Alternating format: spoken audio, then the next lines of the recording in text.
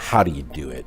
Should more leaders be in psychotherapy? Should they be mountain climbing? What are the mechanics of changing a limitation? I mean, after all, if it's your own limitation, presumably, you put it there. You're probably attached to it on some level. Well, unconsciously maybe, but let's just talk about how it happens. People are not one way. We are a reflection of the states we're living in. When you're in a frustrated state, an overwhelmed state, a tired state, your brain processes completely differently than if you're in a passionate state, whether you're feeling determined, whether you're feeling committed, whether you feel completely resolved. So learning to change the leader's state, learning how to change your own state. Because, people, one of the silliest questions I get asked is, you're not really that happy, are you? You have bad days, don't you? Of course they have, bad times. But I don't have bad days anymore, and it's not BS, it's because I've trained myself like an athlete to go in these peak states so often that they're just natural for me. It's like building a muscle. So it's not like I'm so smart or I'm just so positive. It's just like, why would I waste my time stressing out? I have a 90-second rule. I'll stress for 90 seconds, but stress is not gonna solve it. Let me put myself back in a different state. And so the way I do that is I use my body. Because I've done this with athletes for decades, with billionaire businessmen. If you see somebody gets in a slump of some sort, great athlete, Paul Tudor Jones, one of the greatest financial traders in the history of the world, I've coached him for 22 years. When I came to see him, this is a man who made 200% in 1987 when the stock market had its biggest single crash in a day, percentage-wise still. He made 200% for his clients, more money than anybody could dream of. Then he went to the moon and he went down to Earth and then he lost money. So I was brought in to turn him around. Well, how do you turn a guy like that around? Yeah. I watched him. His shoulders were down. He was breathing like this. He's sitting like this all the time because he'd been through these failures and it started to get stored in his body. Now in this state, this man is a genius, couldn't do it. So I watched films when he was at his best and he's like standing up and he's doing this. He's, this is what I'm gonna do, sell this, make this happen. And the movement, the intensity, the way he used his face. And so I showed him a video of himself today and showed him a video when he was at his best. And I said, what do you notice? He was like, those are two different people. I said, yes, but we can get back to this guy by just using the body first. Trying to use your mind, you'll go in circles. But I've been teaching for years that a radical change in your body instantly changes your biochemistry. 38 years I've taught it. 2 years ago at Harvard, they did a study, scientifically proven what I've been teaching all these decades, where they call it power postures. Yeah, the Wonder Woman stance. Yeah, standing like Wonder Woman or Superman for 2 minutes. Yep. Or like you see a guy that's like this, pulled back like that for 2 minutes, literally increases your testosterone in your biochemistry within 2 minutes by 20%. It drops cortisol by 18%, which is the stress hormone, and increases your chance of taking a more risky behavior, which is what's required of a leader, by 33%. 2 minutes. Now that's just standing a certain way. I show people use their voice, their body, their movement, which is 10 times more dynamic than just a stiff stance. And when you change your state, your mental, emotional state, you change your performance. Haven't you had times when you have can't remember how to spell a difficult word like the, or your own email really or something tired, like that? Can't remember like what your it is. Cousin's name. Yeah, exactly. Yeah. And then you've had times where you're in the flow where after you do something, you're like, I did that. I don't know how I did it, but I did it. Absolutely. I was in the flow. Well, you're the same person. The only difference is state. So training yourself to be in a peak state every day. I mean, you think about like a great businessman. Think of a great entertainer like Elton John has been around in rock and roll for what, 40, how many years is it, 40 years? 70s, yeah. Yeah, I mean, it's mind-boggling. And most people still like some sample of his music. Well, he's gotta have days when he gets up to entertain, when he thinks, if you make me sing that Daniel song one more time, I'm going postal, right? But he never does. Every single time he's in that same beautiful state. That's not because he's naturally like that. He's trained himself to do that. Like a great athlete trains himself. That's what leaders have to do. The state of the union, the state of the company is the culture. And the culture starts at the head. Whoever that leader is, their state impacts everybody else. So training yourself to be in that peak state is the key to it all. I think ferocity of spirit is critical for everybody, but we all have it. It's like a muscle. Do we all have it? Yeah, we do. Courage unused, though, becomes weaker. Determination unused gets smaller. Passion unexpressed gets smaller. It's like any muscle, the more you use it. And he's been using it for years. His son, though, here's the other thing. He had a reason larger than himself. You see the pattern in all the people that have overcome. He wanted to do for his son. At the time, he told me about his worried about all his employees, and he really cares about his people. But here's the secret, though. You have to make that shift where it's no longer an excuse. If you give yourself an excuse, humans will take it. If you're going to take the island, you burn the boats. And he burned the boats and said, I'm going to find the answer. First, he shifted his psychology, came to my business mastery program, and then he got the skills. Because like I said earlier, it's not just confidence. You got to have skill, and he had both, and he found the way. Show them what you did. Yeah, after that particular business mastery program, again, as Tony says, 80% of it is psychology, and then 20% of it is mechanics or the strategies. Yeah. But unless you get the psychology down, the mechanics don't matter. And I can tell you from that day in November of 2008 where I made that decision that I was not going to fail, and I kissed my lady and said, I'm going back to work. And we went out there and I learned how to export. And when there was no market for steel in the United States, I was able to export to several different companies or several different countries. And we took off from there. We continued to grow. And it was just, again, it's about a mindset. It's about having a level of pride. For me, it was coming from where I come from. The Melio name didn't mean a whole heck of a lot. And I was determined to change that because it's something of what I call generational influence. I'm not doing this for me. I'm doing this for my son. The other thing you should do if you're not very industrious is discipline yourself. And so what do you do with that? Eat 3 times a day at regular meal times. That's a good thing to practice because that starts to put some stability into your life. Get up at the same time. I would highly recommend all those young people out there who are listening, like, you want to get a jump on life, get the hell out of bed in the morning. As I've got older, I've got up earlier and earlier. Now that's partly because you don't need as much sleep, but it's also partly because I've got more and more disciplined. Like, get up early in the morning and get your things done. Man, learn to get up at 6 in the morning and you'll be one deadly creature, especially if you can get to work. You'll have half your damn day done by the time other people haul their sorry asses out of bed. And so that's a massive, massive advantage. Look, Warren Farrell, not the comedian, Warren Farrell, the author, he outlined data in Why Men Earn More, which is a book I would recommend, by the way, showing that if you work 13% longer hours, you make 40% more money. It's nonlinear. So you think, why is that? Well, imagine you had 10 employees and one of them works an extra 10%. It's not much. Well, how often is that person going to be promoted, assuming you have a clue as a boss? It's like you're going to look at the 10 people and you're going to think, oh, that guy's always here like 45 minutes early. It's like, why don't we give him the promotion?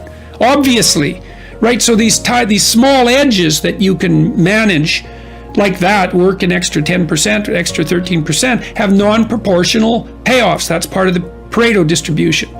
So get your sleep cycle organized so you get up in the morning. Learn how to do it. No excuses. I'm too tired in the morning. I don't like mornings. Who cares? That's not relevant. It's like discipline yourself so you can manage it. Schedule your meals because that's a good disciplinary routine. And then learn to use a calendar like Google Calendar. Many of you out there do not use a calendar. Okay, a calendar is not a prison and it's not a tyrant. Not if you use it properly. A calendar keeps anxiety at bay.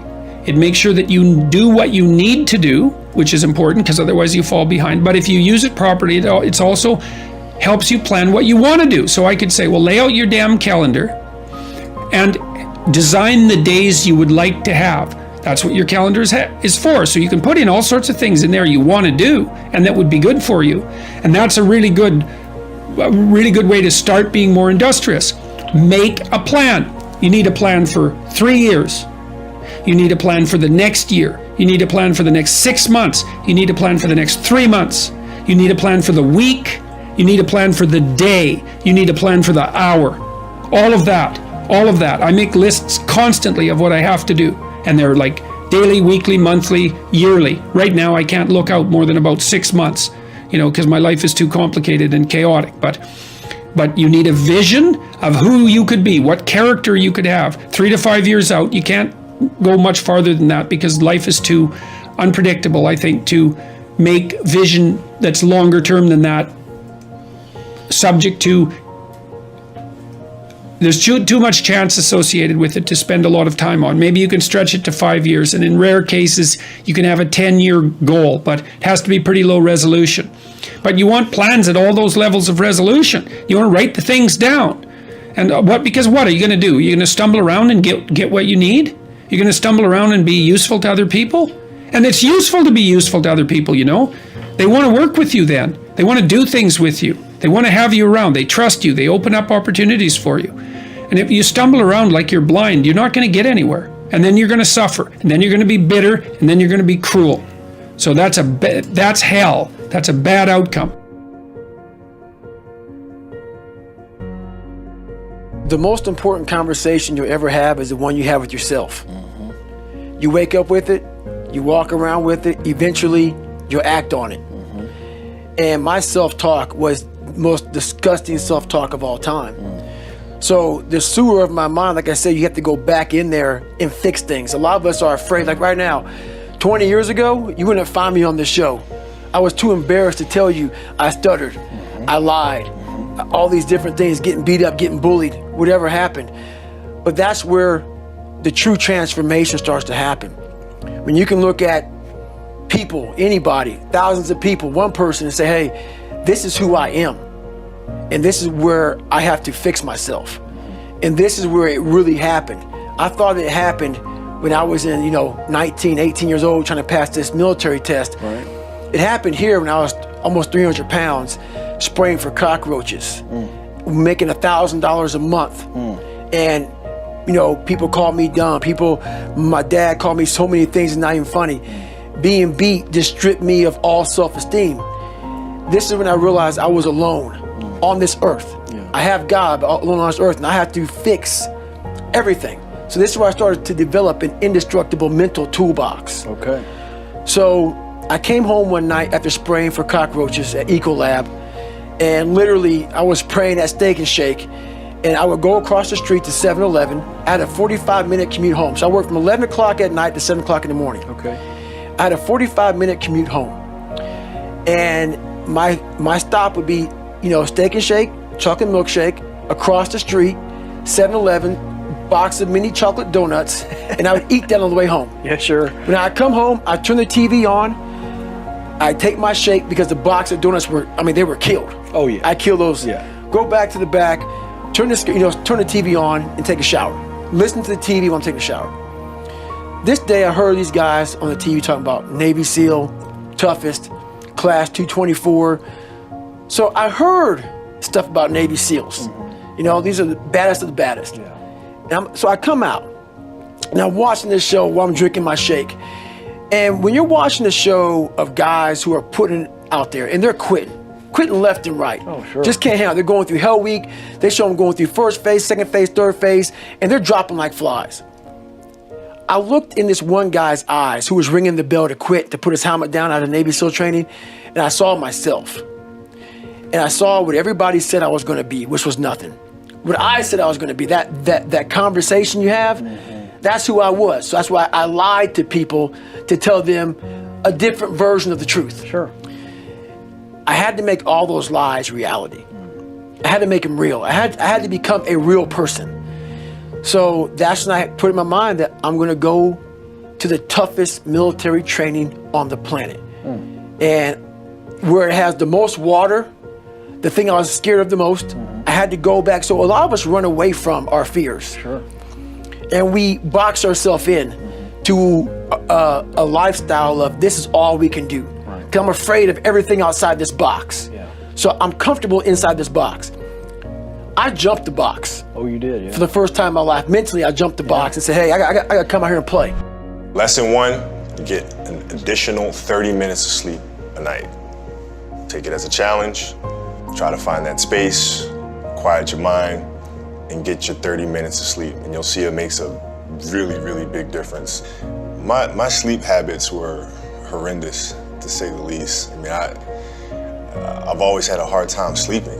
I couldn't figure out how to shut my brain off. So what made the light bulb come on is that I went out there and played a game, and I played like crap. And I was like, why am I playing like crap? Because I've been practicing these same moves over and over and over. But yet, I couldn't execute them properly. I was feeling sluggish, I was feeling lethargic, and I knew it wasn't because of my training, because I had trained obsessively. So then I started looking at other things. And that's when I came to the realization that, hey, Kobe, you're not 21 years old anymore, buddy. Like, maybe the fact that you're sleeping 2 or 3 hours a night, maybe that has something to do with the fact that you're playing like crap. And that's when I started really evaluating those things. And I'd say lesson 2 would be just 5 minutes of quiet time. 5 minutes for you to be mindful and to just sit and find that inner voice and just kind of listen to the self. And preferably it would be in the morning as you start your day. I meditate every day. And I do it in the mornings, and I do it for about 10 to 15 minutes. And I think it's important because it sets me up for the rest of the day. You know, it helps me. It's like having an anchor. You know, it's if I don't do it, I feel like I'm constantly chasing the day, as opposed to being able to be controlled and dictate the day. Not that you're, you know, calling the shots on what comes forward, but the fact that I am set and ready for whatever may come my way. You know, I have a calmness about whatever comes my way and a poise, and that comes from starting the morning off with meditation. For me, it's really just listening to my inner self. I mean, that's basically it. Like you sit in silence and you just allow these thoughts to come forward, and you get a chance to observe the self and things that may be lying beneath the surface that if you don't have that time to sit quietly on your own, you'll never pay attention to. You know, because if you think about it, like, you know, the reality is we're paying attention to so many things that are going on around us. We're constantly taking selfies, we're constantly taking pictures to post on Instagram and all these other things, and we're constantly observing everything that's around us, but we don't take the time to really observe what's going on inside of ourselves. And that's what meditation is for me. In 2000, we had a new head coach that came to the Los Angeles Lakers by the name of Phil Jackson.